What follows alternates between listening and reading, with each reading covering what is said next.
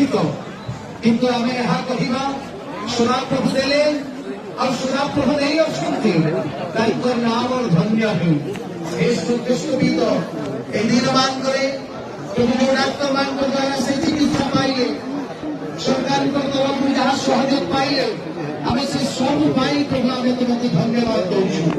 ସମସ୍ତଙ୍କ ପାଖରେ ହ୍ୟୁମାନ ସାଗର ପ୍ରଭୁ ସେ ଅତି ପ୍ରିୟ ଆଉ ଅତି ଗ୍ରହଣୀୟ ଥିଲେ।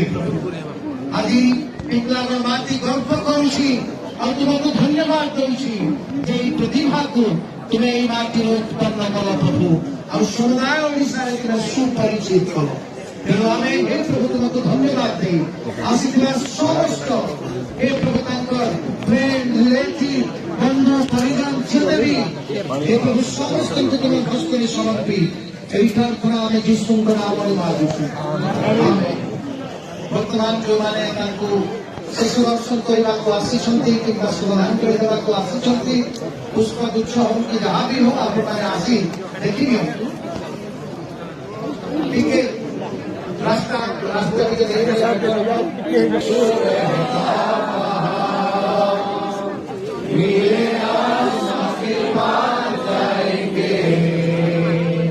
मेरे